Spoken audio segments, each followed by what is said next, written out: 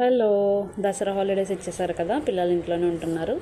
మీకైతే ఎలా ఉందో తెలియదు, కానీ నాకైతే పిల్లలతోనే సరిపోతుంది టైం అంతా. ఎనీవేస్ ఈ 9 డేస్ నాన్ వెజ్కి బాయ్ చెప్పి వెజ్కి వెల్కమ్ చెప్పిన వాళ్ళు నాలా ఎంతమంది ఉన్నారు? వెజ్జా అనుకుంటున్నారా? వెజ్లో కూడా చాలా రెసిపీసే ఉంటాయి, మనం ట్రై చేయాలి. కానీ అందులో ఈ మష్రూమ్ బిర్యానీ ఒకటి ఈరోజు చేశాను. ఒకసారి చూసేద్దాం రండి. జస్ట్ హాఫ్ అన్ అవర్లో అయిపోతుంది, పెద్ద హడావిడి ఏముండదు. ఎలాగో మనకి బియ్యం ఉడకబెట్టడం అన్నీ తెలుసు కదా మీకు. ఆ ప్రాసెస్ పక్కన పెడితే ఫస్ట్ నేను మసాలాలన్నీ మీకు డిస్క్రిప్షన్లో ఇస్తున్నాను. అవన్నీ వేసుకొని మష్రూమ్ ఆనియన్ వేసుకొని ఫ్రై చేసుకున్నాక ఒక టమాటా వేసుకొని ఫ్రై చేసుకోవాలి.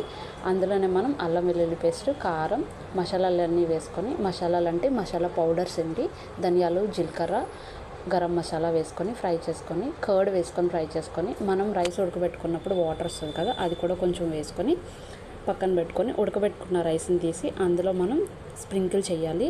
ఒక దిక్కు నుంచేయకూడదు. నెక్స్ట్ వీడియోలో కంటిన్యూ అవుదామండి.